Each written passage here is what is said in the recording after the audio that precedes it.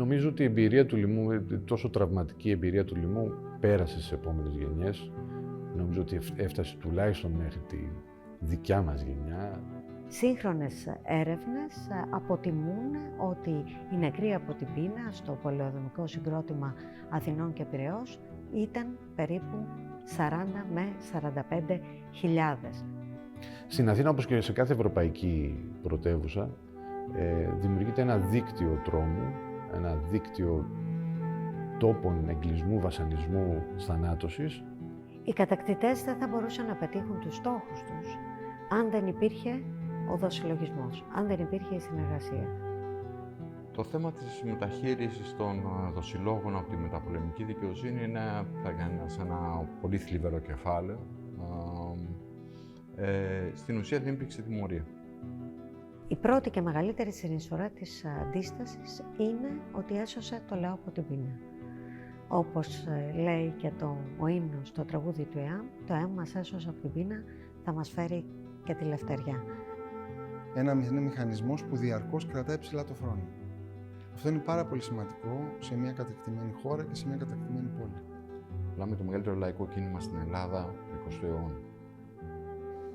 Η στιγμή της απελευθέρωσης είναι, θα λέγαμε, μια στιγμή ενός ξέφρενου ενθουσιασμού, μια στιγμή αγάπης, αδελφότητας και πατριωτισμού.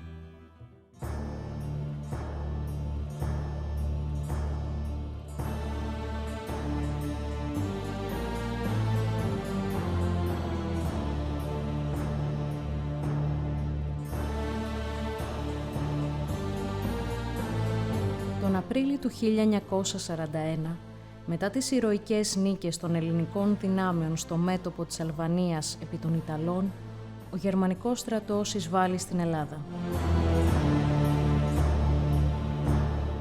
Η χώρα καταλαμβάνεται και χωρίζεται σε 3 ζώνες κατοχής: γερμανική, ιταλική και βουλγαρική.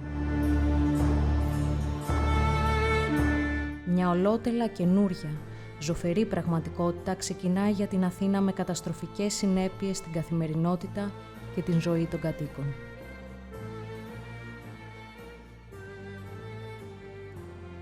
Η χώρα δεν έχει ξαναζήσει κατοχή, να κατέχεται από μια ξένη εχθρική δύναμη, να κατέχεται από αυτούς που υποτίθεται ότι έχει κερδίσει τον πόλεμο, δηλαδή τους Ιταλούς, και στη συνέχεια να υπάρχουν όλο και περισσότερο ασφικτικοί περιορισμοί σε επίπεδο καθημερινότητας, είτε αυτό αφορά την κίνηση του πληθυσμού, την εργασία, τη διασκέδαση, την κυκλοφορία στους δρόμους. Και άρα θα κάνει κλειός, ο οποίος διαμορφώνει μια ασφικτική καθημερινότητα. Η καθημερινότητα των Αθηναίων ήταν σκληρή και πολλές φορές εφιαλτική.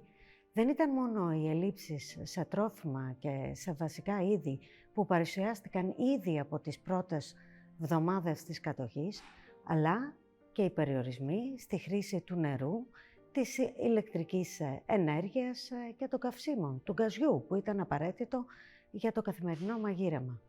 Καθώς δεν υπήρχαν καύσιμα ή υπήρχαν σοβαρές ελλείψεις σε βενζίνη, τα τραμ που χρησιμοποιούσαν οι Αθηναίοι για την μετακίνησή τους έγιναν πιο σπάνια.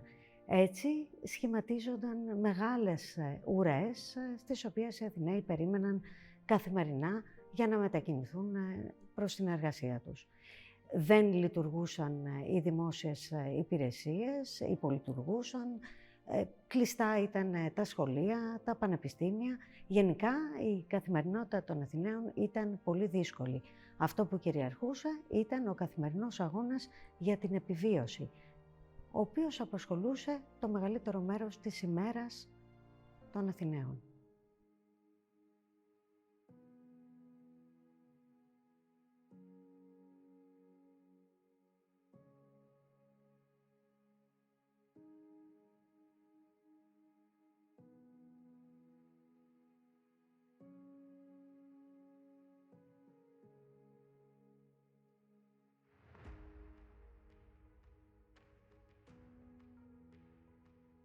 Ένα από τα πιο απρόσμενα γεγονότα της περίοδου της κατοχής που δείχνει πώς άλλαξε και με πιο τραγικό τρόπο άλλαξε η καθημερινότητα των ανθρώπων στην Αθήνα είχε να κάνει με τα τροχαία ατυχήματα.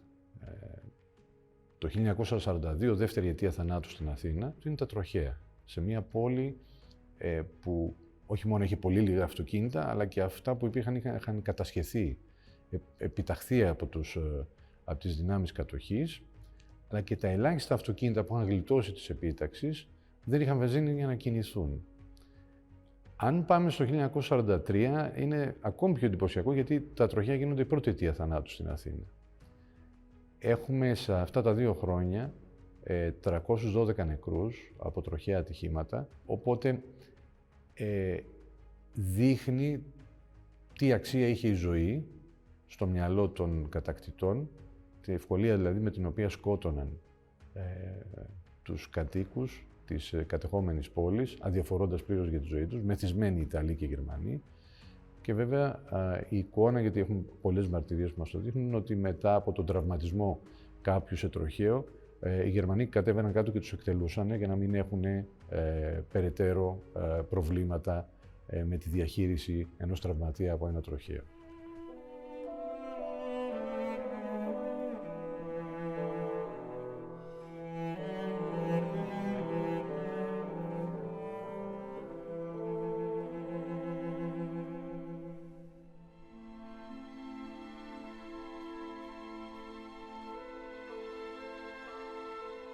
Η Αθήνα δεν είναι ένα πράγμα. Είναι η βασική διαίρεση προσφυγική και μη προσφυγική Αθήνα, αλλά και μέσα στη μη προσφυγική Αθήνα υπάρχουν περιοχές που είναι εξαιρετικά εύπορες οικονομικά, αλλά και μέσο-αστικές περιοχές που οι γονείς είναι επαγγελματίες και τα αγόρια και τα κορίτσια έχουν μια καλλιέργεια σχετική ήδη από την εποχή Πρώτου Πολέμου. Άρα θα λέγαμε ότι αν κάτι συγκροτεί μια καθημερινότητα, είναι η στέρηση, η έλλειψη ελευθερίας, η αγωνία και ο φόβος, αλλά και το καταφύγιο με έναν τρόπο της ανάγνωσης, της λογοτεχνίας, της συζήτησης και βεβαίως των ονείρων, του οραματισμού και της ελπίδας. Μία από τις χειρότερες συνέπειες της κατοχής είναι ο λοιμός. Ο λοιμός, η πείνα, όπως εγγράφηκε στη συλλογική μας συνείδηση, θα κορυφωθεί το χειμώνα του 1941-1942, πλήττοντας ιδιαίτερα τα αστικά κέντρα και τα νησιά. Στην Αθήνα και στον Πειραιά θα πάρει εφιαλτικές διαστάσεις.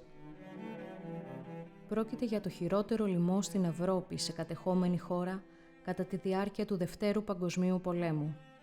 Θα στοιχιώσει τις εμπειρίες των απλών ανθρώπων και θα κληροδοτηθεί ως τραύμα στις επόμενες γενιές.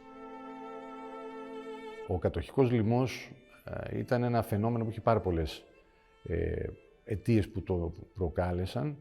Ο βρετανικός ναυτικός αποκλεισμός της υπηρετικής Ευρώπης είναι μια αιτία, γιατί οι Βρετανοί, χρησιμοποιώντας το πανίσχυρο ναυτικό τους, πολεμικό ναυτικό, επιχείρησαν, όπως και στον Πρώτο Παγκόσμιο Πόλεμο, να δημιουργήσουν ένα κλειό γύρω από την Ευρώπη τους, ώστε να μην μπορούν να εισαχθούν τρόφιμα και άλλα υλικά από τρίτες χώρες έξω από την Ευρώπη, με στόχο να προκαλέσουν μια ασφυξία στο γερμανικό και ιταλικό στρατό κατοχής. Βέβαια, οι Γερμανοί και οι Ιταλοί, λαιλατώντας τις κατεχόμενες κοινωνίες και οικονομίες, ουσιαστικά μετακύλιαν αυτή την πίεση στους ίδιους τους πολίτες. Έτσι λοιπόν στην Ελλάδα δεν υπήρχε δυνατότητα να εισάγουμε σιτάρι και άλλα αγαθά για την τροφοδοσία της χώρας, που ούτως ή άλλως αυτές τις αγωγές γινόντουσαν, ποτέ δεν ήμασταν αυτάρκης.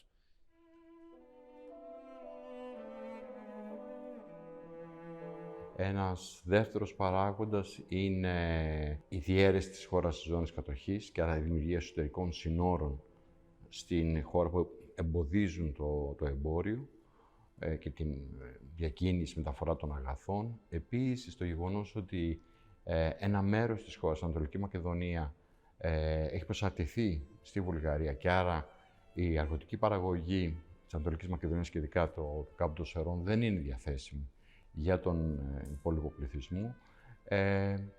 Οι επιτάξεις που κάνουν, το πλιάτσικο που κάνουν τα στρατεύματα κατοχής όταν εισβάλλουν στη χώρα. Και τέλος, και νομίζω πολύ σημαντικό, είναι η αδιαφορία των αρχών, των κατοχικών δυνάμεων, για να αντιμετωπίσουν το πρόβλημα. Δηλαδή, το πρόβλημα φαίνεται ήδη από το καλοκαίρι του 1941, ότι υπάρχουν ελλείψεις τροφίμων. Άρα θα περίμενε κανένας να λάβουν μέτρα, ούτως ώστε να μην ξεσπάσει λοιμός. Και αυτό το οποίο συνέβη τελικά ήταν αυτό το πινκ-πονγκ μεταξύ Ιταλών και Γερμανών, γιατί ποιος έχει την ευθύνη, ποιος θα πρέπει να φροντίσει για τον επισιτισμό. Ελάχιστα μέτρα λαμβάνονται. Οπότε να έχουμε μια τεράστια επιστηστική κρίση, αυτό που λέμε λοιμός δηλαδή, το χειμώνα, από το φθινόπωρο στην ουσία, αλλά και κυρίως το χειμώνα του 1941-1942, που είναι και αρκετά βαρύς ως χειμώνας και άρα έχουν πάρα πολλούς θανάτους από την πείνα.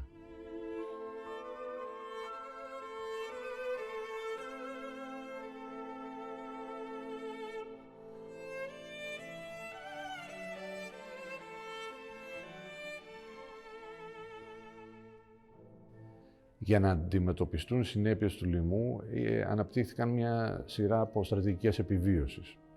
Μία από αυτές ήταν τα ταξίδια στην επαρχία. Δηλαδή, άνθρωποι που με πολλή δυσκολία κατάφεραν να εξασφαλίσουν μία άδεια να πάρουν το τρένο και να πάνε στα χωριά τους, εκεί μπορούσαν να προμηθεύονταν υλικά και τα φέρναν πίσω στην πόλη για να συντηρηθούν αυτοί. Πολλές φορές βοηθούσαν και όλη τη γειτονιά να συντηρηθεί από αυτά τα τρόφιμα. Οπότε, μία βασική στρατηγική επιβίωση ήταν τα ταξίδια στην επαρχία.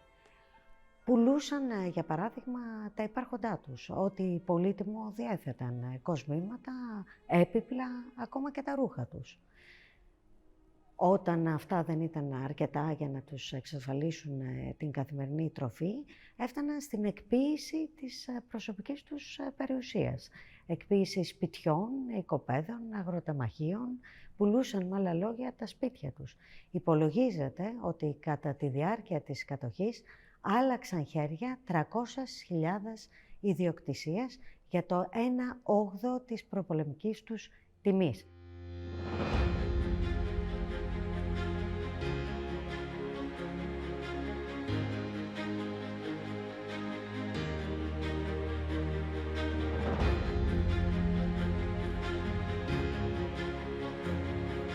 Η δημιουργία συνεταιρισμών. Είχαμε μια τεράστια έκρηξη στη δημιουργία συνεταιρισμών την περίοδο εκείνη, προμηθευτικών συνεταιρισμών, οι οποίοι εξασφάλιζαν ο κάθε ένας για τα μέλη του προϊόντα σε τιμές λογικές, όχι τιμές μαύρης αγοράς.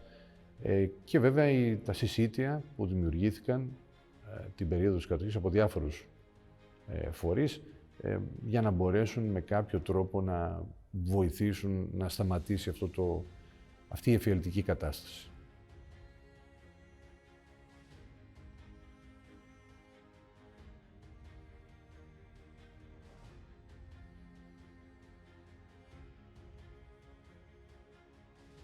Σύγχρονες έρευνες αποτιμούν ότι οι νεκροί από την πείνα στο πολεοδομικό συγκρότημα Αθηνών και Πειραιώς ήταν περίπου 40 με 45 χιλιάδες. Όμως δεν μπορούμε να ξέρουμε ακριβώς πώς είναι οι θάνατοι από την πείνα, καθώς στις ληξιαρικές πράξεις θανάτου αναφέρονται και άλλες αιτίες, όχι μόνο η ασιτεία, και άλλες αιτίες που σχετίζονται με την πείνα, όπως η πνευμονία για παράδειγμα. Και είναι χαρακτηριστικό ότι 4 ψυχίατροι που δημοσίευσαν ένα πολύ σημαντικό βιβλίο αμέσως μετά την απελευθέρωση για την ψυχοπαθολογία της πείνας, του φόβου και του άγχους στην Αθήνα της κατοχής, αναφέρουν ότι δεν έμεινε κανένας οργανισμός ανεπηρέαστος από την πείνα. Έτσι λοιπόν η πείνα δεν είναι μόνο η νεκρή, αλλά είχε και πολύ ευρύτερες επιπτώσεις στην υγεία και την ψυχολογία όσων επιβίωσαν.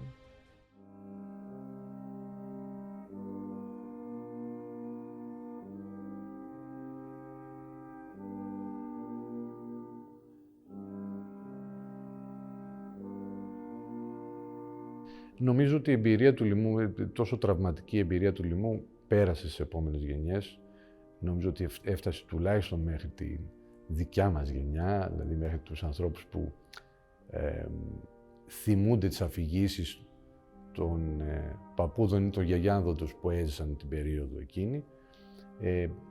Αυτή η λέξη πείνα, η λέξη λοιμός, έχει μια διαφορετική έννοια για την ελληνική κοινωνία από ότι ίσως έχει για άλλες κοινωνίες, γιατί είναι κοντινά αυτά τα χρόνια, είναι 80 χρόνια πίσω, που όλη η χώρα, σχεδόν όλη η χώρα, πέρασε από αυτή την εφιαλτική ζωφερή κατάσταση και γι' αυτό το λόγο έχει μια άλλη βαρύτητα ο λοιμός στην συλλογική μας μνήμη. Η κατοχή δεν θα μπορούσε να εδραιωθεί και να εξοικονομηθούν πολύτιμοι πόροι για το γερμανικό στρατό εάν δεν βρίσκονταν πρόθυμες δυνάμεις να συνεργαστούν με τους κατακτητές σε όλα τα επίπεδα. Πολιτικό, διοικητικό, οικονομικό και ένοπλο. Ένα από τα πιο μελανά κεφάλαια της ελληνικής ιστορίας. Ένα κεφάλαιο βίας και τρομοκρατίας γράφτηκε εκείνη την περίοδο με τα χέρια των κατοχικών κυβερνήσεων, των επιχειρηματιών, των δοσύλλογων και των μεγάλων παιχτών της μαύρης αγοράς.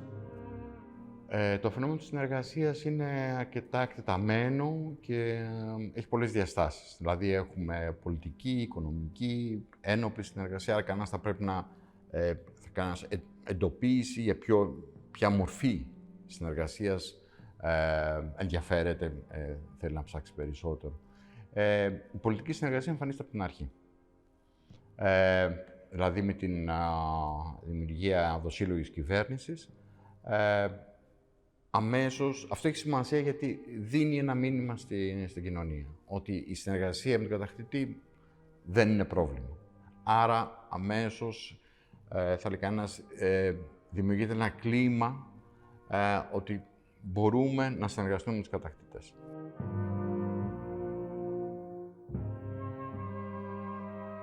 Σκεφτείτε απλώς ότι ο Τσολάκογλου, ο οποίος έχει μια πολύ πετυχημένη πορεία ως σωματάρχης στο μέτωπο της Αλβανίας, είναι ο πρώτος κατοχικός πρωθυπουργός και βεβαίως είναι και αυτός που καταθέτει στεφάνι, επιτιμή των Γερμανών αλεξιωτιστών που σκοτώθηκαν στη μάχη της Κρήτης.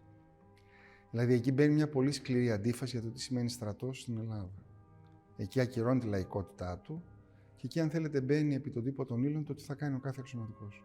Υπάρχει ένα μεγάλο κύμα φυγής αξιωματικών στη Μέση Ανατολή, που φεύγουν με κίνδυνο της ζωής τους και στελεχώνουν εκεί τις ελληνικές εξώριστες δυνάμεις, οι οποίες πολεμούν στο πλευρό των συμμάχων. Η συνεργασία, δηλαδή η κυβέρνηση κατοχής, προσπαθεί να προσετεριστεί αξιωματικούς. Αφενός για να μην τους επιτρέψει να κινηθούν σε πιο αντιστασιακές δραστηριότητες, αφετέρου για να τους έχει κοντά της ελεγχόμενους. Αυτό δεν έγινε μόνο στην Ελλάδα, αλλά και σε όλες τις κατεχόμενες χώρες από τους Ναζί, σε όλη την κατεχόμενη Ευρώπη. Δημιουργούνται λοιπόν κυβερνήσεις συνεργασίας, αρχικά η κυβέρνηση των στρατηγών που συνθηκολόγησαν στο μέτωπο, του στρατηγού Τσολάκογλου, στη συνέχεια του Λογοθετόπουλου και τελευταία κατοχική κυβέρνηση του Ιωάννη Ράλη. Και οι τρεις αυτές κυβερνήσεις πρόσφεραν αυτό το πολιτικό πλαίσιο, το διοικητικό πλαίσιο, μέσα στο οποίο λειτουργούσαν οι αρχές κατοχής για να επιτύχουν τους στόχους τους, οι οποίοι ήταν να ελέγξουν στρατηγικά τα κυριότερα στρατηγικά σημεία της Ελλάδας, αλλά και να απομυζήσουν από τη χώρα ό,τι πολυτιμότερο είχε σε πρώτες ύλες, προκειμένου να ενισχύσουν την πολεμική τους προσπάθεια στην Γερμανία.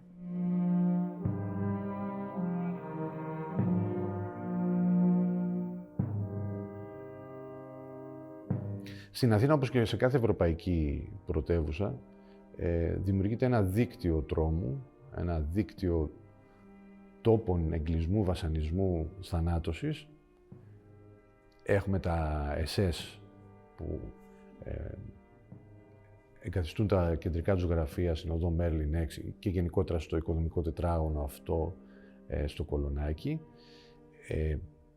Εκεί κάνουν τις ανακρίσεις και το βασανισμό των κρατουμένων. Οι κρατούμενοι κρατούνται στο στρατόπεδο συγκέντρωσης Χαϊδαρίου, που είναι και αυτό υπό τη διοίκηση των SS, και εκτελούνται οι περισσότεροι από αυτούς στο σκοπευτήριο της Κεσαριανής, γιατί έχουμε και εκτελέσεις σε άλλους τόπους ανάλογα σε αντίπεινα αντιστασιακών ενεργειών. Ήταν η Wehrmacht, ο γερμανικός στρατός δηλαδή, γιατί τα SS ήταν ο κομματικός στρατός του Χίτλερ. Η Wehrmacht χρησιμοποιούσε την περίφημη κομμαντατούρα στην οδό Κοραή ως τόπο ανάκρισης και βασανισμού και τις φυλακές Αβέροφ αλλά και άλλες φυλακές για τους έγκλειστους κρατούμενους της ίδιας της Wehrmacht. Υπήρχε η ελληνική βασιλική χωροφυλακή που χρησιμοποιούσε τα κρατητήρια και ως κρατητήρια και χώρους βασανισμούς τα κτίρια που είχε επιτάξει στην οδό Ελπίδος στην πλατεία Βικτωρίας και ως φυλακές το ορφανοτροφείο Χατζικόνστα, το οποίο το είχε επιτάξει και το είχε μετατρέψει σε φυλακές στην οδό Πειραιώς, και ήταν και τα τάγματα ασφαλείας, τα οποία είχαν τις εγκαταστάσεις τους στα στρατόπεδα στο Γουδί, τα είχαν μετατρέψει και σε χώρους κράτησης και σε χώρους φυλάκισης.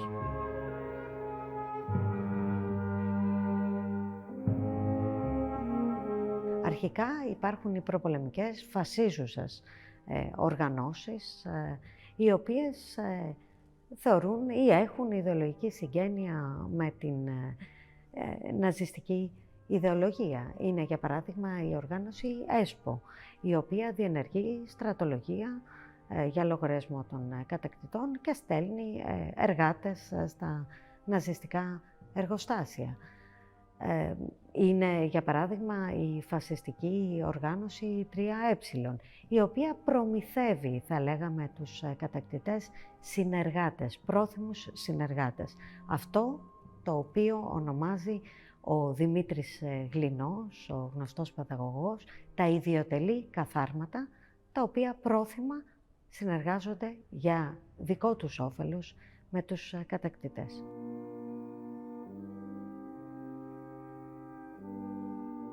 Όσο όμως αναπτύσσεται η αντίσταση, οι κατακτητές δημιουργούν ένοπλα δοσηλευτικά σώματα, όπως είναι, για παράδειγμα, τα τάγματα ασφαλείας. Ιδίως ύστερα από τη συνθηκολόγηση των Ιταλών και την ανάγκη να επανακατακτήσουν τη χώρα, το χώρο δηλαδή που έχουν αφήσει πίσω τους οι Ιταλοί, τα τάγματα αυτά ασφαλείας δημιουργούνται για να καταπολεμήσουν την αντίσταση.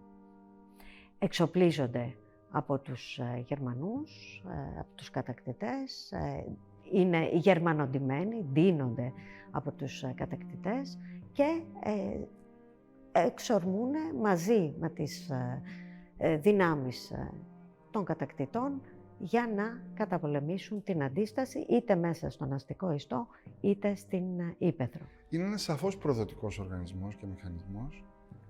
Δεν μπορεί να ενταχθεί στη μεταπολεμική περίοδο του ψυχρού πολέμου. Δεν είναι δηλαδή κάτι που υποστηρίζει τον αγώνα της Δύσης ενάντια στη Σοβιετική Ένωση. Είναι πραγματικά ένα προδοτικό κατασκεύασμα που καταλαβαίνετε ότι εμπεριέχει στις τάξεις του και πάρα πολύ λαϊκό κόσμο. Είναι πολύ αξιωματικοί Έλληνες και πάρα πολύ, θα λέγαμε, φτωχοί άνθρωποι, που όμως κινούνται πάρα πολύ στο πλαίσιο ενός Λούμπεν, θα λέγαμε, στοιχείου, όπου καρπώνονται πολύ τα συσίτια,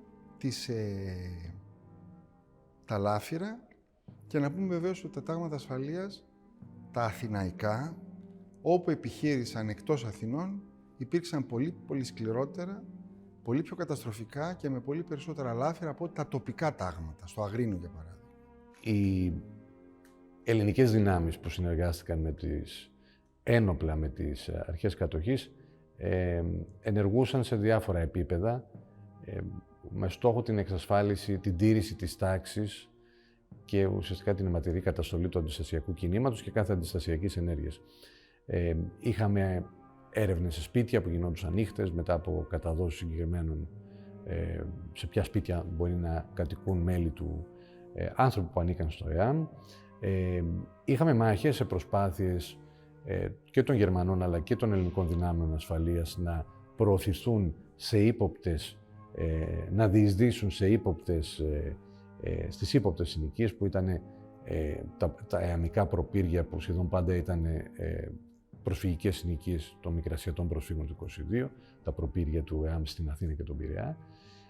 Και είχαμε βέβαια και τις μεγάλες επιχειρήσεις που ήταν τα περίφημα μπλόκα της κατοχής, όπου μεγάλα τμήματα και των ελληνικών δυνάμεων, δηλαδή ταγμάτων ασφαλείας, χωροφυλακής και του μηχανοκίνητου της αστυνομίας πόλεων, οι γνωστοί μπουραντάδες, από το όνομα του διοικητή, του Νικόλαου Μπουραντά, με την συνεργασία μικρών τμήματων, γερμανικών τμήματων, κυκλώνανε μια ολόκληρη περιοχή σε Αθήνα ή Πειραιά και μετά μαζεύαν τους κατοίκους σε συγκεκριμένα σημεία και ακολουθούσε όλη αυτή η μαζική τρομοκρατία των ομαδικών εκτελέσεων και της αποστολής, της σύλληψης πάρα πολλών ανθρώπων και της μεταφοράς τους ως ομήρων στη Γερμανία προς καταναγκαστική εργασία.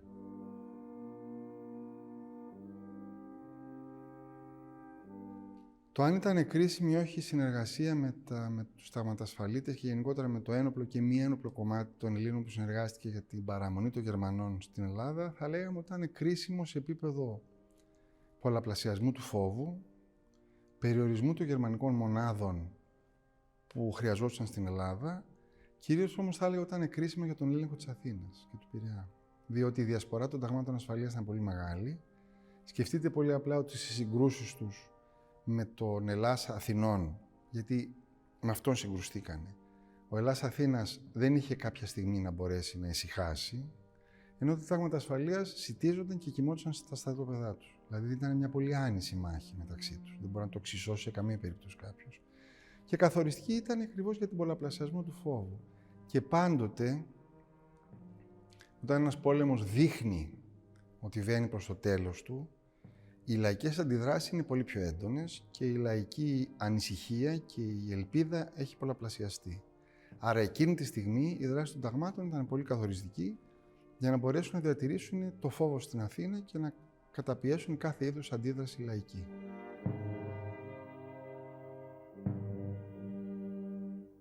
Οι κατακτητές δεν θα μπορούσαν να πετύχουν τους στόχους τους αν δεν υπήρχε ο δοσυλλογισμός, αν δεν υπήρχε η συνεργασία. Ελάχιστοι από αυτούς που συνεργάστηκαν με τους κατακτητές τιμωρήθηκαν.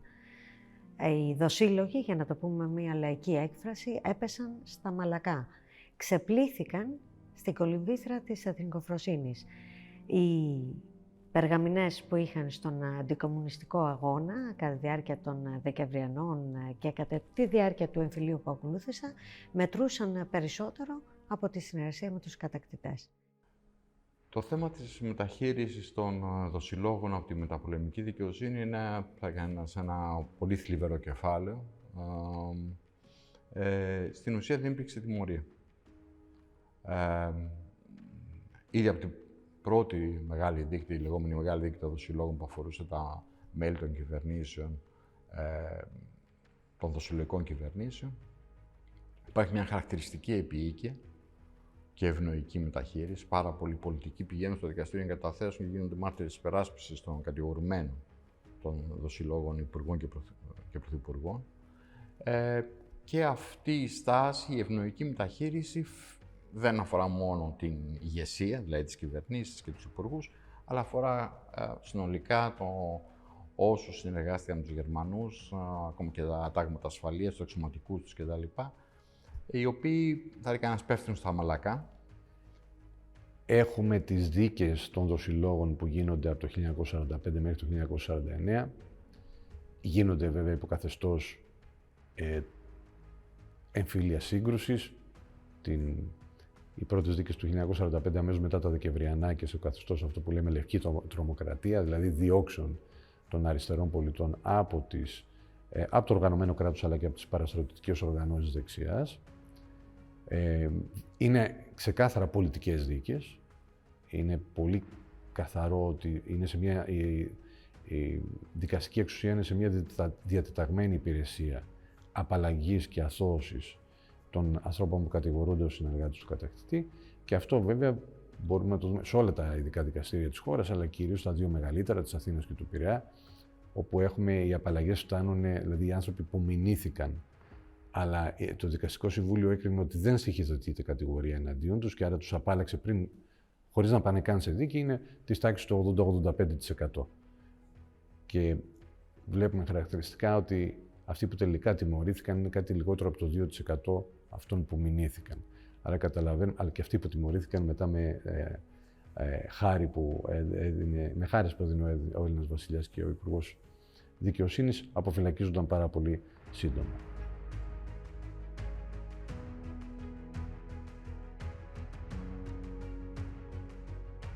Δηλαδή αυτοί οι άνθρωποι στη συνέχεια εντάσσονται ομαλά και αθόρυβα τόσο στα σώματα ασφαλείας, χωροφυλακή δηλαδή κυρίως, αλλά και στο στρατό και έχουν, θα κανένας, μία διαδρομή από εκεί και πέρα ανέφελη. Δεν υπάρχει κανένα θέμα δίωξης ή οτιδήποτε τέτοιο και σιωπηρά ενσωματώνονται στον κρατικό μηχανισμό. Σε αυτούς τους ανθρώπους εμπιστεύτηκαν οι μεταπολεμικές κυβερνήσεις σημαντικά πόστα που είχαν να κάνουν με την τήρηση της τάξης, την ασφάλεια, το στράτευμα βέβαια και βέβαια και στην οικονομική ζωή έχουμε μία συνέχεια. Είναι οι άνθρωποι που μέσω της συνεργασίας κατάφεραν να διατηρήσουν ζωντανές τις επιχειρήσεις τους, να τις διασώσουν. Πολλοί άλλοι που δεν συνεργάστηκαν με τους Γερμανούς αναγκάστηκαν σε συρρίκνωση των επιχειρήσεών τους, καταδικάστηκαν σε συρρίκνωση των επιχειρήσεών τους ή και σε κλείσιμο. Οπότε όταν μετά μπήκαμε στη φάση της οικονομικής ανασυγκρότησης μετά τον πόλεμο, αυτοί που μπορούσαν να δηλώσουν παρόν ήταν οι άνθρωποι που είχαν μεγάλες επιχειρήσεις και τις είχαν διασώσει από την περίοδο της κατοχής, περνώντας πλέον με την υποστήριξη των αμερικανικών κεφαλαίων που ήρθαν μέσω του σχεδίου Marshall. Το θέμα της συνεργασίας, ναι, ήταν και είναι ένα θέμα ταμπού. Οι θύτες δεν μίλησαν για... Είναι, νομίζω, η απλή λογική λέει ότι ήταν οι άνθρωποι που προσπάθησαν να διαγράψουν τα έχνη της συνεργασίας και προσπάθησαν, όπως κάνουν και οι μεταπολεμικές κυβερνήσεις, να επιβάλλουν ένα καθεστώς σιωπής, όπως και έγινε, γύρω από αυτό το θέμα. Όμως ακόμη και τα θύματα επέλεξαν τη σιωπή. Ήταν πολύ δύσκολο να το διαχειριστούν τόσο οι ίδιοι και οι ίδιες, όσο βέβαια και υπήρχε και ο φόβος για τα παιδιά τους. Πώς θα μπορούσε κάποιος ή κάποια να μιλήσει δημόσια για τα όσα υπέστη από τους συνεργάτες των κατακτητών, χωρίς να σκεφτεί ότι θα υπάρχει κίνδυνος για την οικογένειά του ή την οικογένειά της, μιλάμε για τη δεκαετία του 50 και του 60 και του 70. Συνεπώς, υπήρξε μία σιωπή γύρω από αυτό το ζήτημα και γι' αυτό εξακολουθεί ακόμη να είναι ένα ζήτημα ταμπού. Σε αυτές τις συνθήκες στέρησης και αγριότητας θα σχηματιστεί στην Αθήνα το σπουδαίο και πολύμορφο μοσαϊκό του αντιστασιακού κινήματος. Και είναι αυτό που θα σταθεί αρρωγός στον αγώνα των ανθρώπων για επιβίωση και θα κρατήσει ζεστή στην καρδιά τους την ελπίδα της απελευθέρωσης. Οι πρώτες αυθόρμητες πράξεις αντίστασης συμβαίνουν αμέσως μετά την είσοδο των κατακτητών στην πρωτεύουσα. Πιο χαρακτηριστική από αυτές τις πράξεις είναι το κατέβασμα της σβάστικας από την Ακρόπολη από 2 φοιτητές, τον Μανώλη το Κλέσο και τον Αποστόλη το Σάντα, την ημέρα που έλυγε η μάχη της Κρήτης, την 30η Μαΐου του 1941. Ο άξονας της δολιοφθοράς και της κατασκοπίας, συνεπικουρούμενος και υποστηριζόμενος και κατευθυνόμενος από τους Βρετανούς, συγκροτείται αμέσως. Συγκροτείται δηλαδή πριν καλά-καλά μπουν οι Γερμανοί στην Αθήνα. Αυτός πρόκειται για έναν άξονα ο οποίος μαζεύει πληροφορίες, ελέγχει κινήσεις γερμανικών στρατευμάτων, γερμανικών εφοδίων, γερμανικών αεροπλάνων, γενικότερα την κίνηση του κατακτητή στην Αθήνα. Αυτά μεταδίδονται όλα με ασύρματο στη Μέση Ανατολή και αντιστοίχως ο συμμαχικός παράγοντας μπορεί και αντιδρά σε αυτού του είδους τη γερμανική δραστηριότητα. Εμποδίζει στην ουσία τη γερμανική δραστηριότητα. Αυτό είναι το κομμάτι το κατασκοπευτικό. Αυτό σημαίνει δολιοφθορές επίσης στα λιμάνια του Πειραιά και της Ελευσίνας, δολιοφθορές στα αεροπλάνα στο Χασάνι και στο Τατόι, δολιοφθορές σε εργοστάσια παραγωγής πολεμικού υλικού. Αυτό λοιπόν είναι το ένα κομμάτι, το συμμαχικό. Και θα λέγαμε ότι σε αυτό είναι κατά κύριο λόγο κυρίαρχος ο αστικός κόσμος. Μικρές ομάδες, πάρα πολύ υπεύθυνοι αξιωματικοί του πολέμου της Αλβανίας. Συγκροτείται πάρα πολύ νωρίς, ήδη από το Μάιο του 1941, λίγες εβδομάδες μετά την ξενική κατάκτηση, η Εθνική Αλληλεγγύη. Είναι η οργάνωση αυτή η οποία δημιουργεί εκείνη την συλλογικότητα που θα βοηθήσει τους Αθηναίους να ανταπεξέλθουν στο φοβερό αγώνα για την επιβίωση που δίνουν ήδη από την αρχή της κατοχής.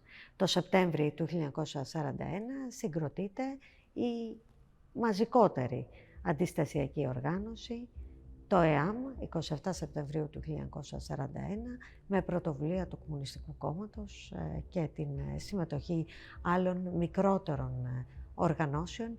Η οργάνωση αυτή η οποία θα αποκτήσει μαζικότητα και θα φτάσει λίγο πριν την απελευθέρωση το 1,5 εκατομμύριο μέλη.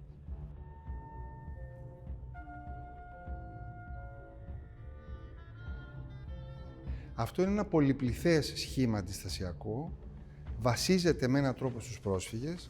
Οι πρόσφυγες έχουν σαφώς μία συνείδηση εντελώς διαφορετική από τους ντόπιους. Έχουν υποστεί από το 1922-23, όντας κάτοικοι της Αθήνας και του Πειραιά, τα χειρότερα. Έχουν υποστεί μια απαξίωση και μια προσβολή πάρα πολύ έντονη και έχουν βιώσει μια καθημερινότητα πολύ πιο φτωχική από εκείνη των ντόπιων. Η ίδια κατοχή τους διαφοροποιεί από τους ντόπιους. Για ένα πολύ απλό λόγο. Οι πρόσφυγες δεν έχουν χωριά, δεν έχουν σπίτια στην επαρχία, δεν έχουν τίποτα ή κανέναν να τους στείλει να τους βάλει σιτάρι λίγο λάδι. Άρα υποφέρουν διαφορετικά στην κατοχή από την ντόπιοι, πεθαίνουν διαφορετικά στην κατοχή από την ντόπιοι και θα λέγαμε ότι με έναν τρόπο αντιστέκονται και διαφορετικά στην κατοχή από την ντόπιοι. Άρα αυτό το στοιχείο καλλιεργεί στο προσφυγικό πλαίσιο, σε αυτό το κομμάτι του πέταλου μεταξύ Σουρμένων και Πειραιά, μία πολύ έντονη αντιγερμανική λειτουργία και μια λειτουργία εναντίον των κατακτητών.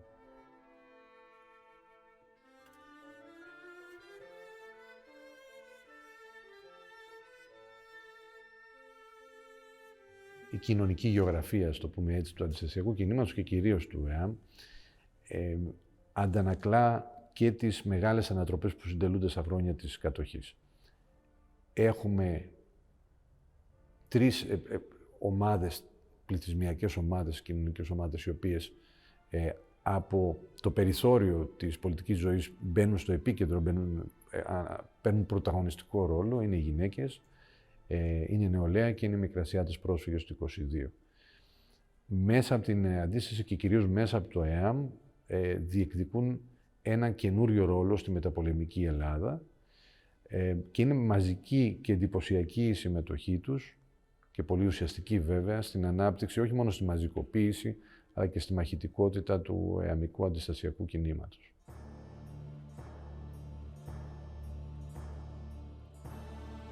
Και βέβαια ο ΕΛΑΣ που ιδρύεται στη συνέχεια της αρχές του 1942 και η ΕΠΟΝ που ιδρύεται στις αρχές του 1943. Ο ΕΛΑΣ είναι το ένοπλο σκέλος και η ΕΠΟΝ είναι η νεολαία, η οργάνωση νεολαίας, η αμική οργάνωση νεολαίας. Βέβαια στην Αθήνα έδρασαν και άλλες οργανώσεις που δεν είχαν τη μαζικότητα του ΕΑΜ, όπως η ΠΕΑΝ, η Πανελλήνιος Ένωση Αγωνιζομένων Νέων, ο ΕΔΕΣ, μέχρι τη διάσπασή του το 1943, είχε αντιστασιακή δράση, η Ιερά Ταξιαρχία και άλλες μικρότερες οργανώσεις, οι οποίες από τα τέλη του 1943 και μετά κυρίως έχουν μια πολύ πιο ασθενή δράση από ό,τι είχαν τα πρώτα χρόνια της κατοχής.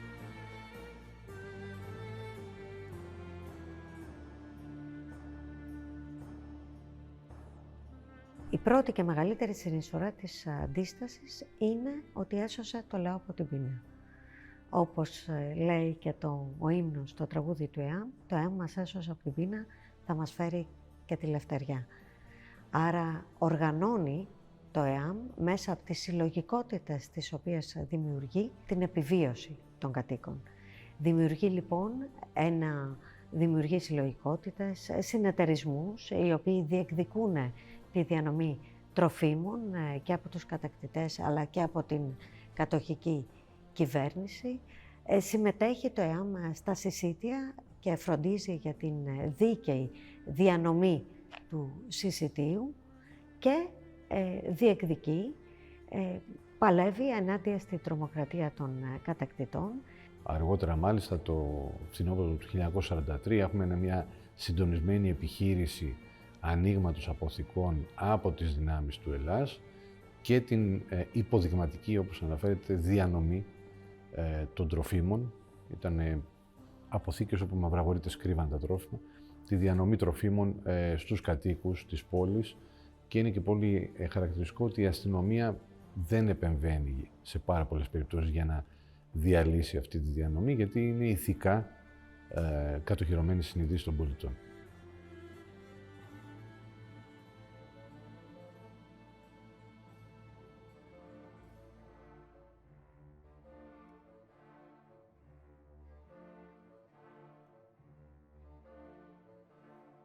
Το αντιστασιακό κίνημα στις πόλεις είναι κάτι τύπου πάλι μια πρωτοτυπία του Δευτέρου Παγκοσμίου Πολέμου. Η εμπλοκή δηλαδή της νεολαίας στα μετώπισθεν δημιουργεί αφενός μια ανησυχία στους κατακτητές. Αυτό είναι το πρώτο και κύριο.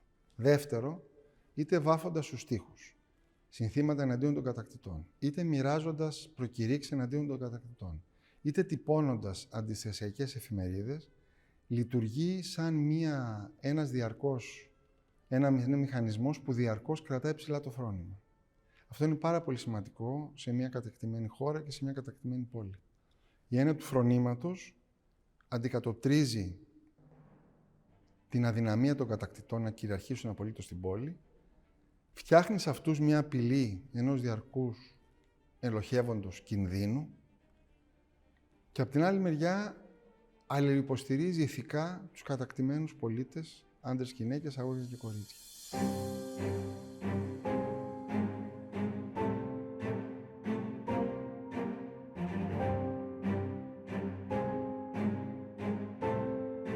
Ο τρόπος δράσης του είναι κυρίως ο δημόσιος, ο ανοιχτός, οι κινητοποιήσεις, οι διαδηλώσεις, οι απεργίες στην Αθήνα και με συγκρούσεις προφανώς με τις δυνάμεις κατοχής, την Καραμπινιερία, την Χαροφυλακή κτλ. Αλλά κυρίως μέσα από, θα έκανα μαζικές κινητοποιήσεις, θα λέγαμε εμείς σήμερα.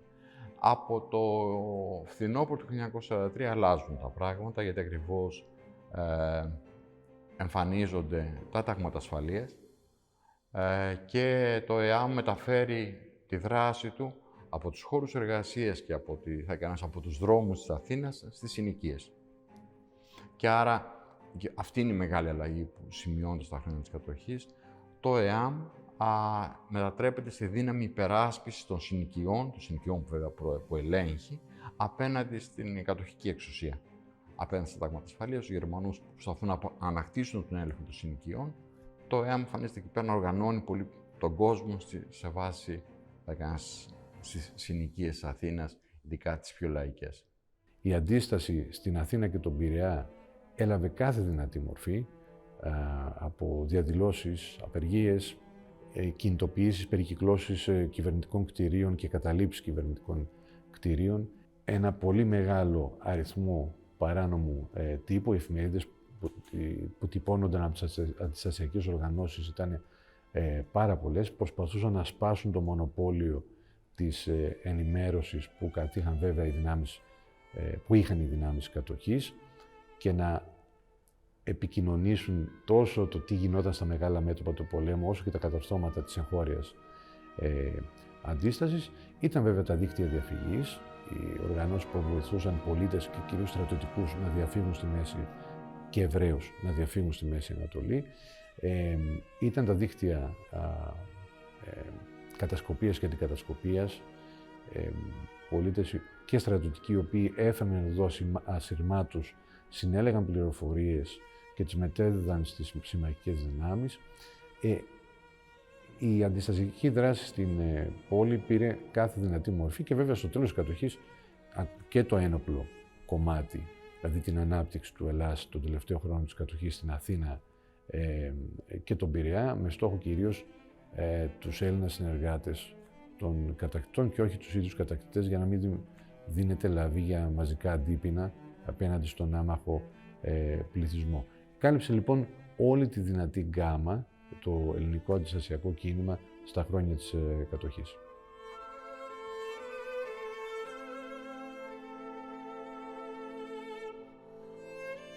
Μία από τις μεγαλύτερες αντιστασιακές πράξεις είναι η ματαίωση της πολιτικής επιστράτευσης, το Μάρτιο του 1943.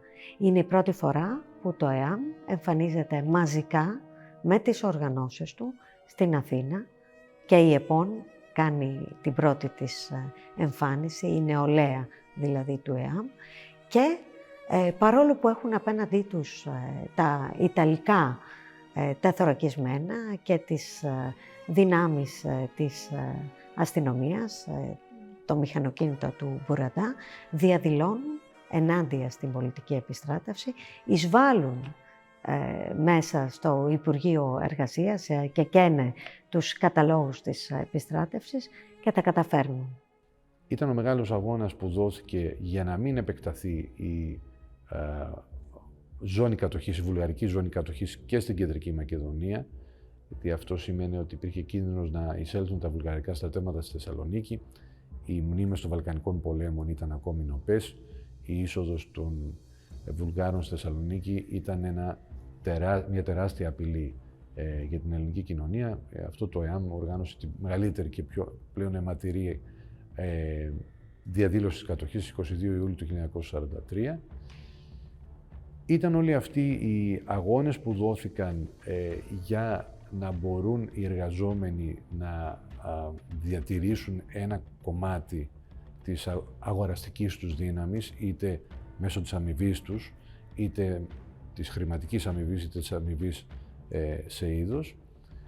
Όλοι αυτοί λοιπόν οι αγώνες που βοήθησαν τη δοκιμαζόμενη κοινωνία να επιβιώσει, και κάτι το οποίο δεν έχουμε φωτίσει επαρκώς είναι τεράστια σημασία η ψυχολογική διάσταση της αντίστασης.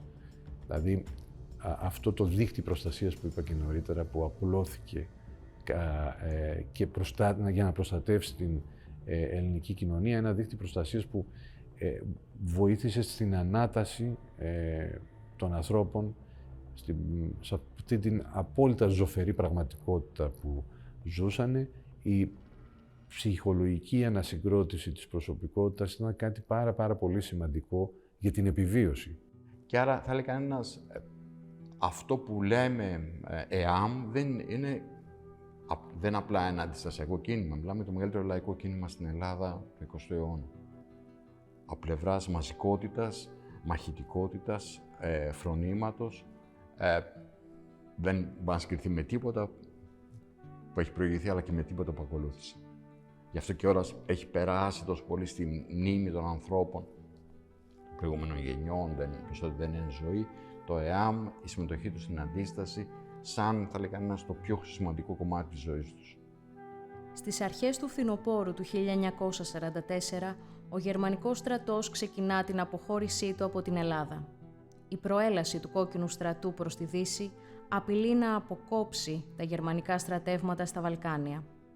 Ακολουθώντας τις κατευθύνσεις της κυβέρνησης Εθνικής Ενότητας, ο Ελλάς και η αστυνομία αναλαμβάνουν την τήρηση της τάξης. Παράλληλα, ο Ελλάς περιφρουρεί τις βασικές υποδομές της πόλης. Η 12η του Οκτώβρη είναι μια υπέροχη μέρα για την ελεύθερη πλέον Αθήνα, η μεγαλύτερη γιορτή που θα ζήσει η πρωτεύουσα. Ακόμα και αν ο ορίζοντας της σύντομα θα αποδειχτεί στενός, γιατί θα ακολουθήσουν τα Δεκεμβριανά και ο εμφύλιος, η μνήμη της απελευθέρωσης και της αντίστασης παραμένει οδηγός του μέλλοντος. Η στιγμή της απελευθέρωσης είναι στιγμή χαράς. Στιγμή αγαλίασης, χαρακτηριστικό που έχουν διαβάσει διάφορες ματέρειες, ο κόσμος έλεγε στο ένα στον άλλον Χριστός Ανέστη, δηλαδή ότι είχε τελειώσει μια μαύρη περίοδος για την Ελλάδα και για τους ίδιους, και άρα υπήρχε η προσδοκία μιας καλύτερης επόμενης μέρας. Όχι της επιστροφής στην προπολεμική όμως κατάσταση, όπως ήταν η Ελλάδα το 1940-1939, ήταν η προσδοκία μιας καλύτερης ζωής. Η στιγμή της απελευθέρωσης είναι, θα λέγαμε, μια στιγμή ενός ξέφρενου ενθουσιασμού, μια στιγμή αγάπης, αδελφότητας και πατριωτισμού. Αυτό είναι, θα λέγαμε, η θετική εικόνα, που είναι βεβαίως και ισχυρή και κυριαρχή, τουλάχιστον τις πρώτες μέρες και τις πρώτες ώρες. Στη συνέχεια όμως, οι εμφύλιες συγκρούσεις της κατοχής, ο εμφύλιος πόλεμος της κατοχής, εμφανίζεται και στις απολύξεις του, στις διαδηλώσεις απελευθέρωσης. Δηλαδή, Η ΕΠΟΝ, η εργατική ΕΠΟΝ, η ΕΠΟΝ των προσφυγικών συνοικιών που διαδηλώνει υπέρ της απελευθερώσεως είναι σαφώς διαφορετικά ντυμένη από τους αστούς είτε των Αθηνών είτε των συνοικιών της Αθήνας. Άρα έχουμε μία διαφορά μάνι-μάνι. Μια άλλη διαφορά πολύ ουσιαστική είναι τα συνθήματα. Οι αστικές οργανώσεις έχουν το σύνθημα του αλυτρωτισμού, Μεγάλη Ελλάδα. Οι αριστερές οργανώσεις έχουν τα συνθήματα τιμωρίας των συνεργατών προς τους Γερμανούς.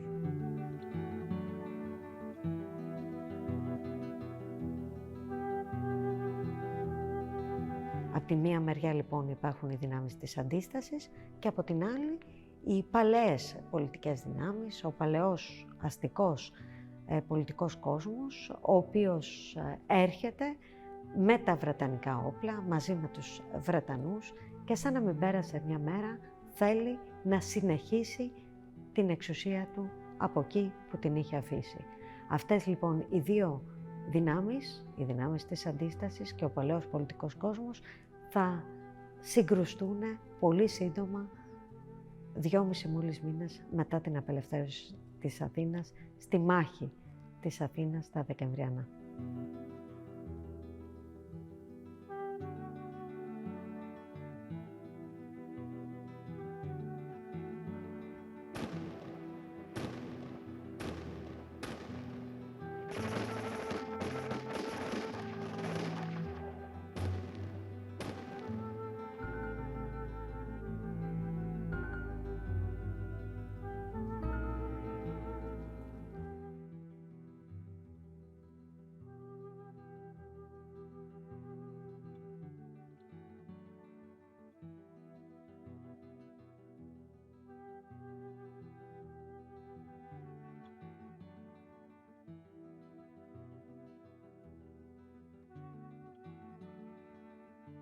Η διαρκής επίκληση ενός ανύπαρκτου αντικομμουνιστικού κινδύνου μετά το 1949 έχει ως πρώτο θύμα τη μνήμη της αντίστασης. Στο μεταπολεμικό ελληνικό κράτος η αντίσταση όχι μόνο υποτιμήθηκε, αλλά οποιαδήποτε αναφορά στην εαμική κυρίως αντίσταση ποινικοποιήθηκε. Ήταν απαγορευμένη. Τα Δεκεμβριανά και ο εμφύλιος πόλεμος που ακολούθησε ουσιαστικά έκαναν απαγορευμένη οποιαδήποτε αναφορά στην αντίσταση, στο αντιστασιακό παρελθόν, σε αυτή την ηρωική, θα λέγαμε, προσπάθεια του ελληνικού λαού να διώξει τους κατακτητές, αλλά και να δημιουργήσει ένα νέο όραμα για μια καινούρια κοινωνία που θα ξεπηδούσε στην απελευθερωμένη Ελλάδα. Αν κάποιος ή κάποια περπατήσει στο Παρίσι, στο Άμστερνταμ, στις Βρυξέλλες, όπου στο Ρώμη, θα δει ότι υπάρχουν παντού μνημεία ή τρόποι με τους οποίους αποτυπώνεται στο δημόσιο χώρο η κατοχική εμπειρία. Είτε η δίωξη των Εβραίων, είτε η δίωξη των αντιστασιακών, είτε μεγάλες συγκρούσεις, μεγάλες μάχες. Με πάρα πολλούς και ποικίλους τρόπους, κάθε χώρα αναδεικνύει αυτά που υπέφερε από την ναζιστική ή φασιστική κατοχή και την αντιστασιακή της δράση. Στην Ελλάδα, ακριβώς λόγω της αντιστροφής της πραγματικότητας που έγινε μεταπολεμικά με κύριο εργαλείο τη δικαστική εξουσία, δηλαδή την ποινικοποίηση της αντίστασης και την αποποινικοποίηση της συνεργασίας, δεν έχουμε καμία πολιτική στη διαχείριση σε επίπεδο δημόσιου χώρου, στη διαχείριση αυτής της μνήμης. Γι' αυτό το λόγο έχουμε και τόσο λίγα μνημεία με αναφορά στην κατοχή και αυτά τα λίγα μνημεία γίνανε σχεδόν όλα μετά το 1981, όταν το Πασόκ ανήλθε στην εξουσία.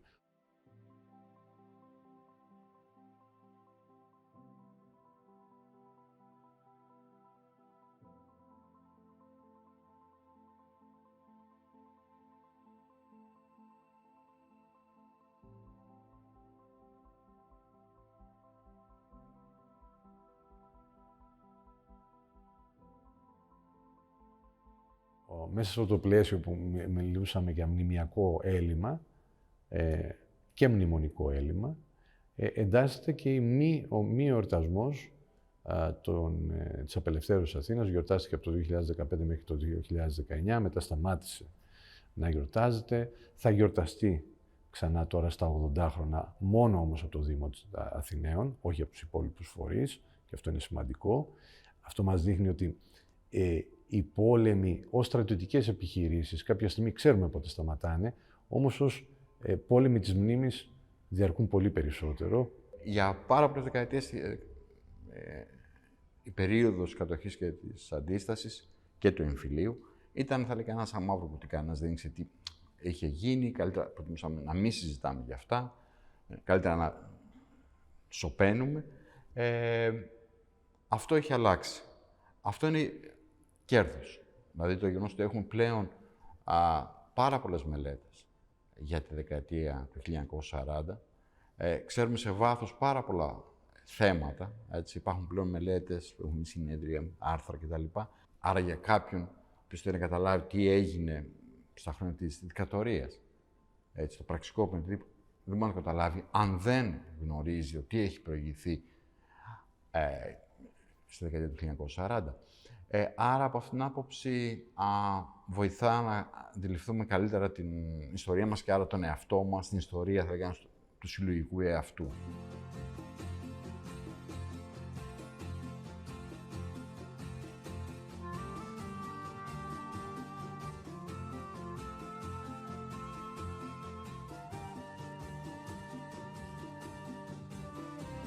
Έχει υποστηριχτεί και το ασπάζομαι ότι